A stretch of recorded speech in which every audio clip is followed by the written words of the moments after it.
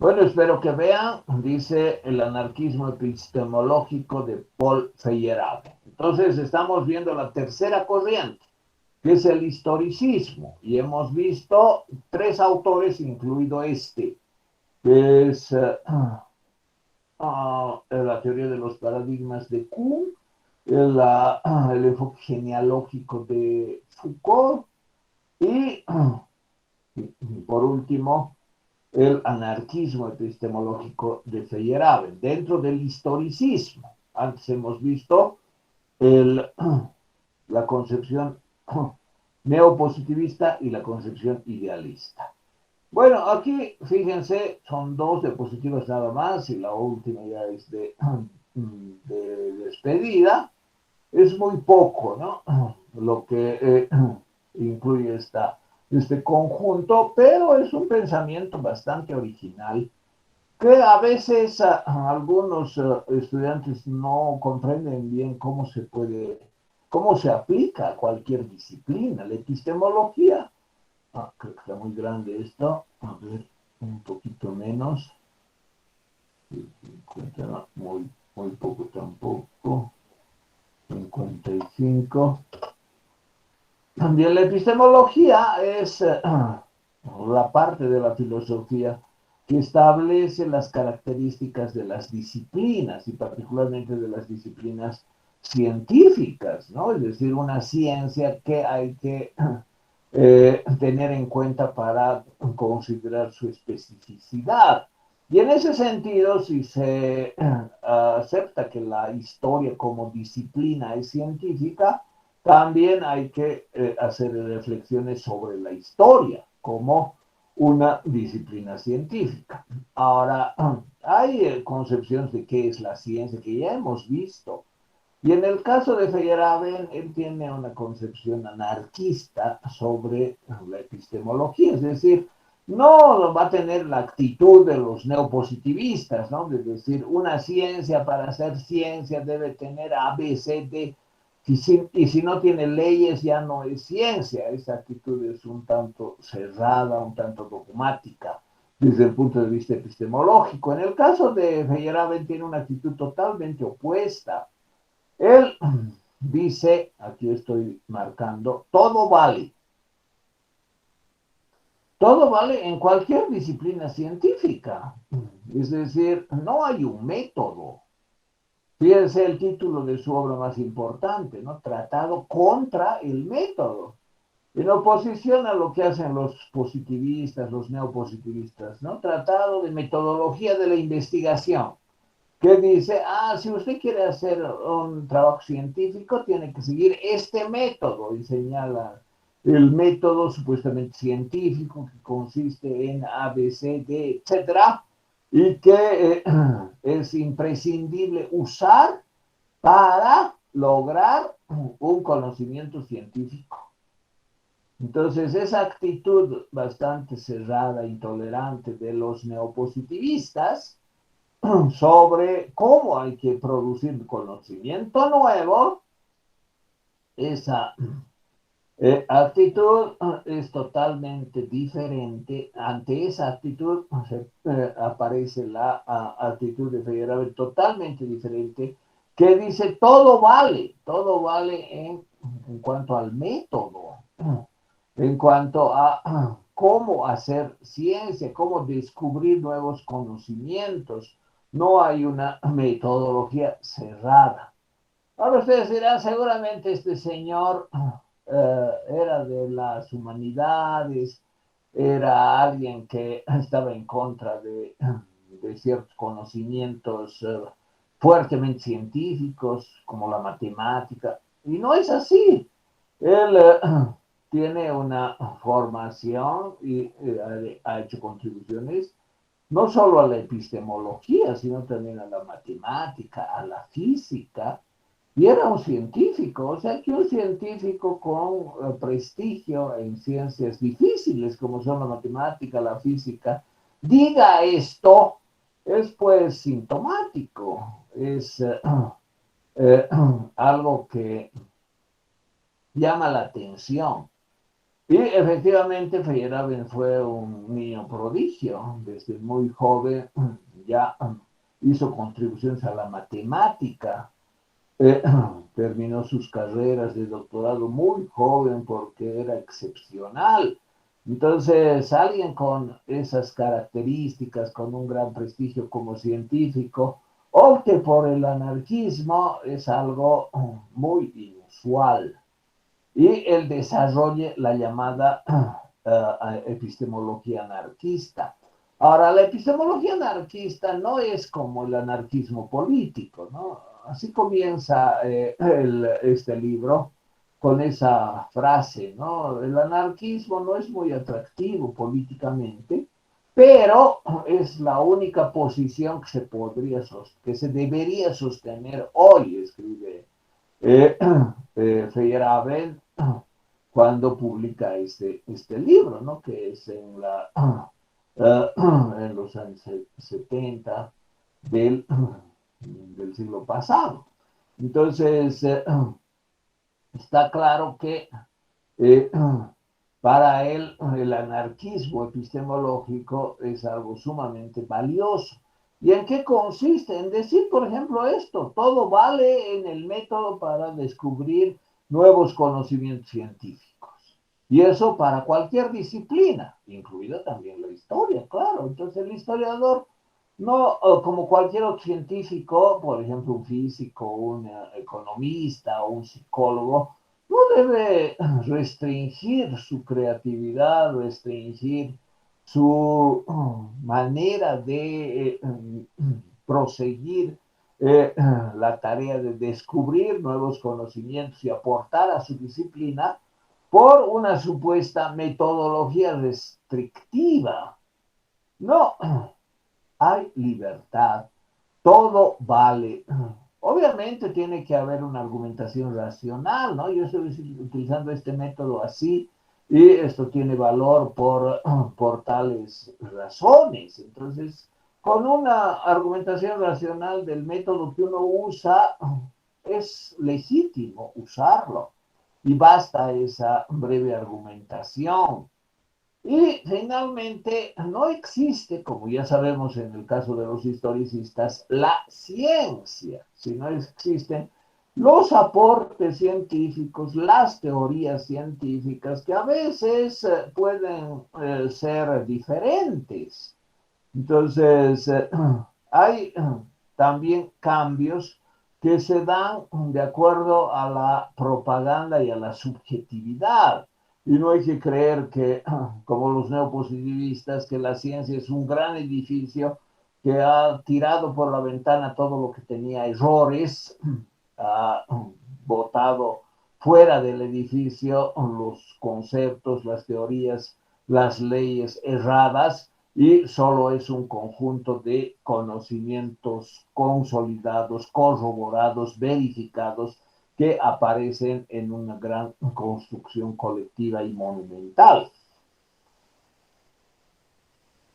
Esa no es la situación epistemológica concebida como una noción sobre la ciencia, es decir, resultado además de un solo método. No, no hay tal, hay teorías que son inconmensurables, es decir, que son parte de conceptos, supuestos, acuérdense, ¿no? Los niveles de la teoría científica según Kuhn, que, bueno, valen dentro de una determinada comunidad, pero para otra no valen. Entonces, no existe la ciencia y por lo tanto no existe lo que los neopositivistas llamarían la pseudociencia, ¿no?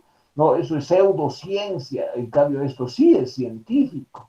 No, para el enfoque historicista y particularmente el de Feyerabend, lo importante es que cada uno, cada científico, tenga claridad acerca de lo que hace, justifique racionalmente el método que usa, todo vale metodológicamente, y que sepa que hay validez de lo que podría descubrir, aportar, relativa, que no va a ser algo absoluto que todos van a aceptar, sino que va a estar eh, circunstanciado, es decir, va a estar restringido a la comunidad que le valore y que, bueno, pueda compartir algunas visiones, ¿no? Aquí también se admite la idea de paradigma de Kuhn. Por otra parte, Feyerabend con mucha claridad y enfáticamente dice, cuando uno realiza un trabajo científico, hay pues preferencias subjetivas de qué conceptos va a usar, de qué contenidos va a aplicar, de qué principios, sobre qué principios se va a sentar su propio trabajo y también sobre la elección metódica, es decir, qué enfoque metódico va a emplear. Entonces, hay subjetividad, no existe la ciencia en el sentido neopositivista, existe la inconmensurabilidad de las teorías científicas, eso quiere decir que ninguna se reduce a la otra y que esto es ciencia y es pseudociencia, sino que todas valen también de manera relativa y subjetiva para la comunidad que las valora. Esas teorías son valoradas por esta comunidad, pero esta otra comunidad no las valora porque no comparte sus supuestos, sus puntos de partida, sus conceptos teóricos, etc. Y por otra parte, Feyerabend daba mucho énfasis, hace mucho énfasis en la propaganda. Entonces dirán, ¿cómo puede haber propaganda en las teorías científicas? Y existe de muchas formas, ¿no? El hecho de pensar que una teoría, si es publicada por tal revista, entonces tiene valor, y si no es publicada por tal revista no la tiene, ese es un signo de la propaganda, ¿no? Y también respecto de las formas como los entornos científicos auspician ciertas ideas, dando lugar a que haya recursos económicos, financieros para ciertos problemas, ciertas teorías, y no para otros. Eso también supone cierta propaganda de los temas que están de moda. Entonces, la moda en, el desarrollo de la ciencia, el auspicio en la ciencia da lugar efectivamente a que haya la propaganda como factor de valoración, cuando no debería ser así, o de desvaloración, ¿no? No, ese artículo no ha sido publicado en una revista indexada, por lo tanto no vale, solo valen los indexados. Y bueno, hay muchas situaciones que se han dado paradójicas, curiosas y también que deberían dar lugar a algunos cambios sobre esos procesos de validación, doble ciego, etcétera, ¿no? Entonces, las teorías valen subjetivamente, hay el factor de propaganda para inducir su validez y finalmente para Feyerabend, en el contexto de la epistemología anarquista, todo vale. Y eso lo dice un matemático, un físico, una persona extraordinaria en cuanto a sus conocimientos, a su brillo intelectual, a su brillo científico. Feyerabend también piensa que hay como tradiciones en la ciencia, ¿no? Estas tradiciones de creer que bueno, los científicos son una élite de personas extraordinarias que hay que tener demasiados requisitos para ser considerado parte de ese grupo de élite y que mundialmente hay parámetros inequívocos para descubrir lo que un artículo vale y descubrir también los autores como los excepcionales intelectuales que dan lugar a esos conocimientos. Contra todas esas presunciones y ese elitismo aparece sin duda la epistemología anarquista, como que señala una actitud contra la autoridad científica, ¿no? No, lo ha dicho tal, por lo tanto eso es válido y no se puede dudar. ese tipo de validación por la autoridad o porque escribe muchos textos que se publican en revistas indexadas, por lo tanto es superior a otros que no hacen eso, esos prejuicios que son parte de la tradición, evidentemente Feyerabend los critica. Ahora bien, ¿cómo se aplica esto al ámbito de la historia como disciplina? Evidentemente hay muchas aplicaciones, ¿no?, para el trabajo del historiador. Primero, que el historiador no debe fetichizar ningún método. Decir, no, yo tengo que seguir el método de tal escuela, cualquiera que fuera, ¿no? Porque eso garantiza que mi trabajo tenga valor.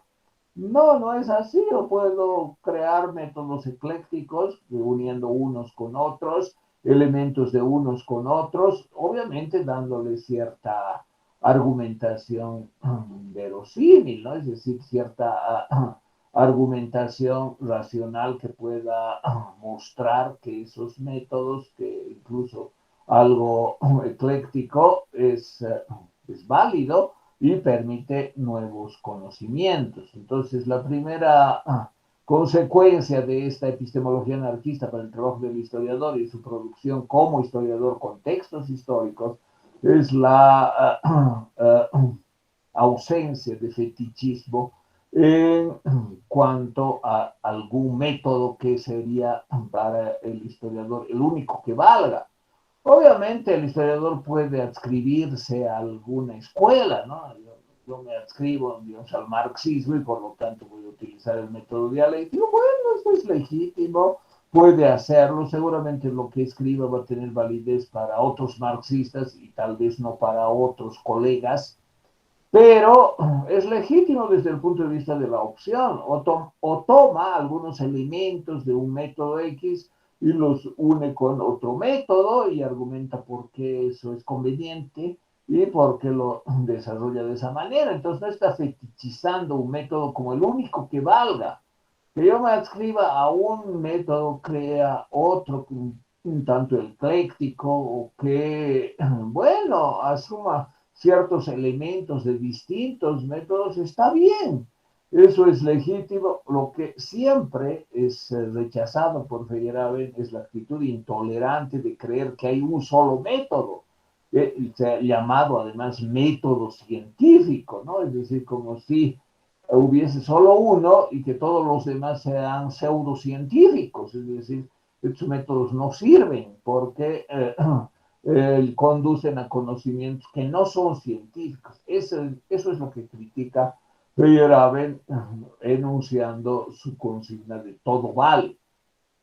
Por otra parte, que todo valga da lugar a algunas críticas, ¿no? Por ejemplo, Feyerabend dice, el método que tiene por ejemplo, astrólogo. Bueno, la astrología es una ciencia, es un poco difícil desde su punto de vista negar, ¿no?, que la astrología sea una ciencia, pero también es difícil aceptar. Lo que él dice, un método, el método desarrollado, por ejemplo, por los astrólogos, ¿en qué consiste? Bueno, hay ciertos elementos, ¿no? El astrólogo que ve, usted ha nacido tal fecha, entonces hay estos planetas que rigen su nacimiento, y este año es no sé qué año chino, el año del perro, no sé qué. Y bueno, hace algunas predicciones el astrólogo de cómo nos va a ir este año, en algún momento de ese año, ¿no? Ahora, todo eso alguien dirá, ¿cómo se va a considerar científico? Efectivamente, es muy difícil aceptar esas conclusiones como científicas, como verdades que un astrólogo puede ofrecer al consultante o sus propios criterios acerca de lo que se debe tener en cuenta para establecer, por ejemplo, una predicción astrológica. Sin embargo, eh, Feyerabend, incluso en el caso de los astrólogos y de otras disciplinas, ¿no? Por ejemplo, la medicina natural, una actitud muy restrictiva, señala que la medicina natural no tiene valor, que no tiene asepsia, que son solo contenidos populares transmitidos oralmente y que no tienen ninguna validez científica porque no han sido validados en laboratorio y otros argumentos. Y lo propio de los contenidos de un astrólogo, ¿no? Ridículo considerar científica una predicción astrológica de cómo me va a ir este año por la posición de los astros. Sin embargo, Feyerabend dice, en los métodos que usan unos y otros se pueden encontrar elementos racionales que también valen. Y aunque no se esté de acuerdo con los resultados como científicos, se puede aceptar los métodos que sean universalmente válidos, que se aplican también en disciplinas como la astrología y la medicina natural. Es decir, estas personas desarrollan ciertos conocimientos siguiendo ciertos métodos y esos métodos también valen. Ahora que un usuario de los astrólogos crea en lo que dice, bueno, es asunto de él, ¿no?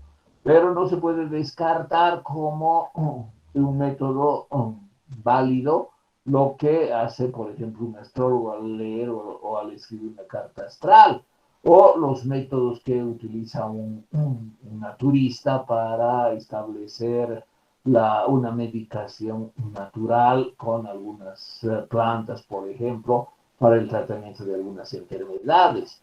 Entonces, esta concepción anarquista permite también superar los límites de las disciplinas cerradas, de las disciplinas que además están vinculadas con realidades, eh, diríamos, pudientes, ¿no? Es decir, son los países de mayor riqueza, son los países de mayor desarrollo los que permiten cada vez nuevos conocimientos, restringiendo la posibilidad de que contextos con menos recursos, con menor historia de aporte a la ciencia, también lo hagan, porque además se tipifica lo que se da en esos países pobres como resultado de la superstición, de las ideas populares que no tienen valor científico universal. Y ni siquiera es evidentemente conocimiento científico. Entonces, esta concepción anarquista valora esas posiciones, da lugar a apañarlas desde el punto de vista de políticas públicas, ¿no? Es decir, políticas que fomenten, por ejemplo, investigaciones en el campo de la medicina natural, en el campo de la herbolaria, por ejemplo, que evidentemente, aunque no se realicen de la forma occidental establecida, tienen valor, tienen eh, en cuanto a contenido, valor y en cuanto a método empleado, tienen también valor universal. Entonces, es una posición epistemológica con repercusión política que da lugar a reivindicar efectivamente enfoques que están más allá de las restricciones de posiciones epistemológicas cerradas, como las que se advierte en algunas concepciones neopositivistas. Entonces, hay estas consecuencias políticas del pensamiento de Feyerabend. Por otra parte, no hay la concepción de progreso del conocimiento científico unilineal, ¿no? Es decir, si usted quiere ser científico, tiene que conocer a los que han aportado lo más reciente que está en las revistas indexadas que hay que pagar, y que si no conoce y no acepta eso, su aporte no es tal. Para aportar, usted tiene que conocer lo más reciente, lo último y seguir además el método establecido y publicar siguiendo los ritos, ¿no? Que se han establecido. Es un mito, dice Feyerabend, creer que exista la ciencia que hay un solo método, el método científico, es un mito, eso no es así, y que hay que seguir un procedimiento del método científico y que hay que ser valorado por las autoridades encumbradas para que algo tenga valor. No, no es así, que ese es el único camino para el conocimiento. No, el conocimiento se da también por otros procedimientos, por otras metodologías. Todo vale desde un punto de vista metodológico y los productos, en la valoración de los productos también interviene la subjetividad y la propaganda. Entonces, hay sin duda mayor posibilidad desde la epistemología anarquista al desarrollo de teorías diferentes, métodos distintos, y él hace algunas contribuciones. Por ejemplo, habla de la contrainducción, también de cómo hay el mito político en el desarrollo de la ciencia, el mito filosófico en el desarrollo de la ciencia, y eso permite comprender que para Feyerabend, en cualquier desarrollo intelectual, hay siempre uno o varios valores, incluido el método que yo pueda usar. Está en contra de una ideologización sobre la ciencia, ¿no? La ciencia, esta actividad que es patrimonio de una élite que debe seguir un método y que y que contribuye al progreso del conocimiento con la construcción cada vez mayor de un gran edificio que solo excluye los errores. No, no es así, lo mismo que en Kuhn, como hemos visto la teoría de los paradigmas de Kuhn, las teorías valen más dentro de los ámbitos en los que se validan, es decir, las comunidades que validan porque comparten sus supuestos y evidentemente se excluye a quienes no los comparten. Entonces, esas concepciones ideológicas de la ciencia, en que todo debe ser extraordinariamente aséptico y una consistencia incuestionable, una consistencia interna de los elementos que forman un aporte científico, constituyen un aporte científico, son criticados por la epistemología anarquista. Él dice que hay mucha subjetividad en el desarrollo de la ciencia, hay preferencias, hay prejuicios y hay hasta contenidos religiosos, estéticos que influyen en el desarrollo de la ciencia, en la precisión de los objetos de investigación, en los contenidos que aparecen implícitos en un nuevo aporte. Y eso es parte del conocimiento científico y eso se valida en muchos casos gracias a la propaganda. Ahora también está de acuerdo en que los hechos deberían ser, en último caso, en última instancia, el, la criba de las teorías, ¿no? Es decir, los hechos deberían permitir que las teorías sean ratificadas o falseadas, como diría Popper, porque efectivamente hay hechos que no se pueden aceptar como congruentes de ciertas teorías. Entonces, no es que todo vale, aunque los hechos fehacientemente las desmientan, es decir, desmientan ciertas teorías.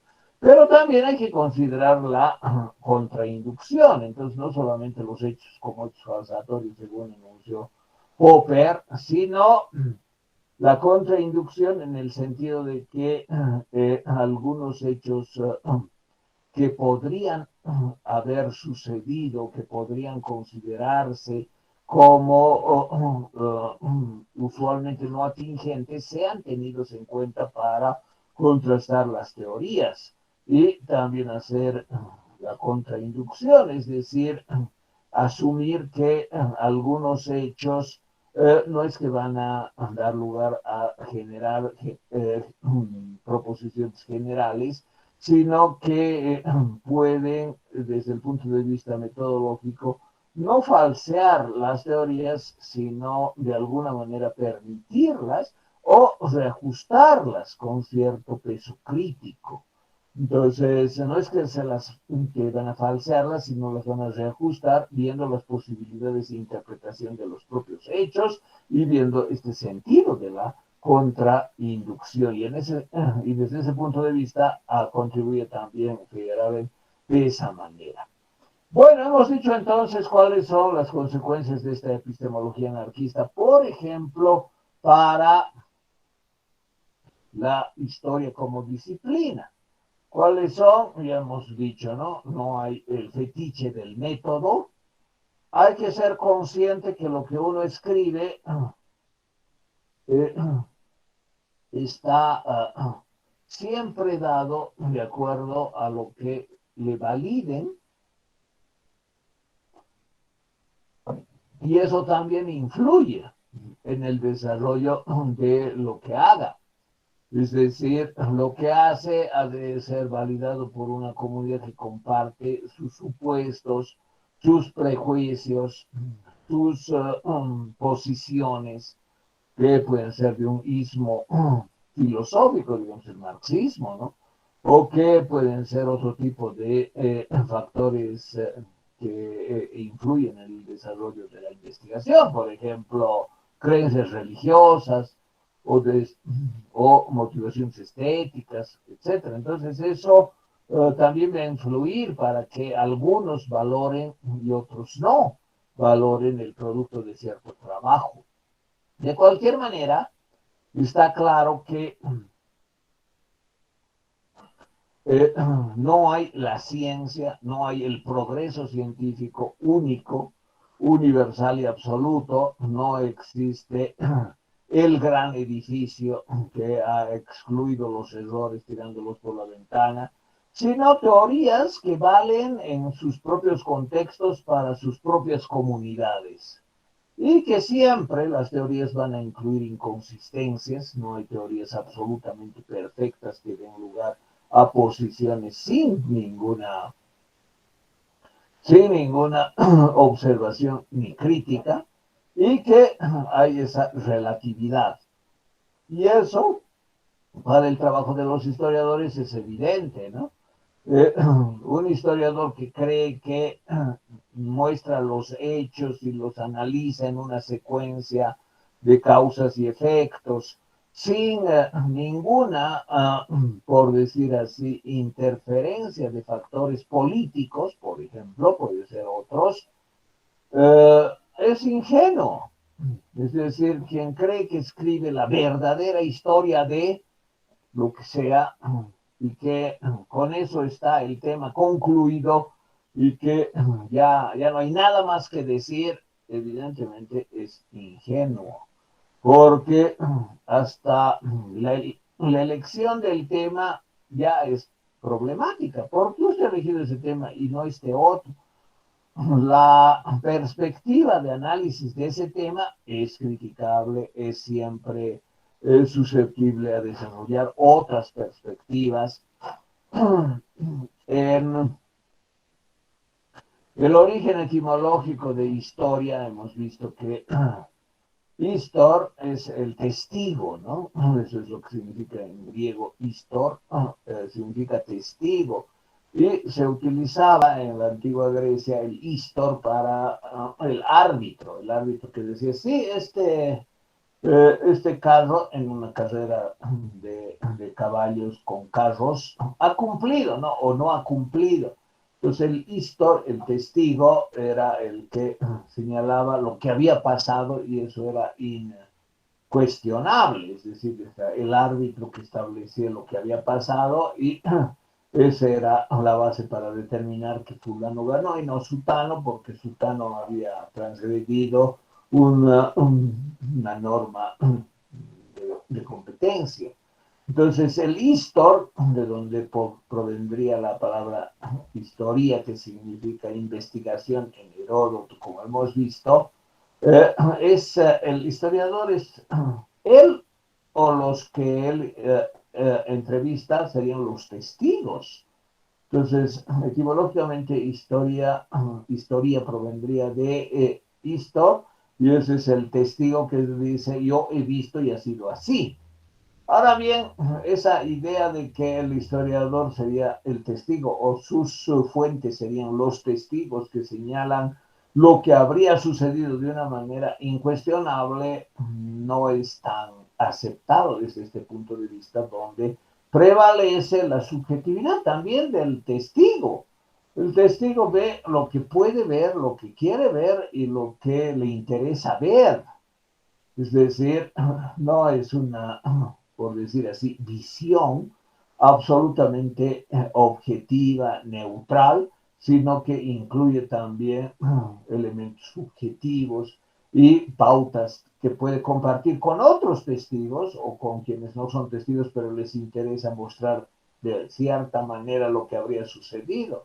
Entonces, pensar que el trabajo del historiador es un trabajo de recopilación de testigos para decir la verdadera, para escribir la verdadera historia de, para decir un conjunto de verdades incontrovertibles sobre algún periodo, algún proceso, algunos actores, etcétera, o algunos hechos, es también ingenuo desde el punto de vista del anarquismo epistemológico, que da lugar a que haya múltiples interpretaciones, múltiples focalizaciones de objetos de estudio.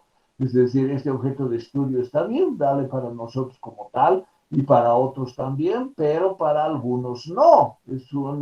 En eso también hay sesgos, sesgos de selección de los objetos de estudio y mucho más en las perspectivas que un historiador aplica para comprender los hechos y para explicarlos históricamente, es decir, en una secuencia causal que permite entender estas son las causas que han dado lugar a estos efectos.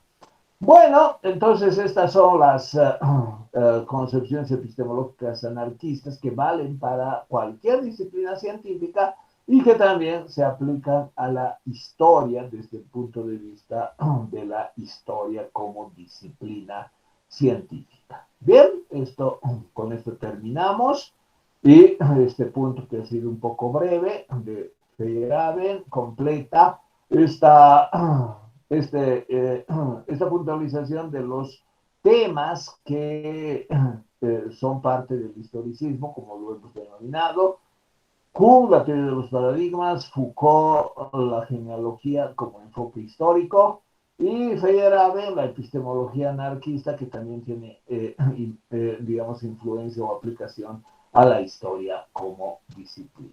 Estoy dejando de compartir. Si alguien tiene alguna pregunta, algún comentario sobre lo que hemos visto hoy, que ya distribuí en el grupo de WhatsApp y que les va a servir para el examen dentro de una semana, el que también me ha llevado bastante tiempo para explicar cómo se va a desarrollar. Si tienen alguna pregunta, algún comentario, adelante, por favor. Nos quedan 3 minutos.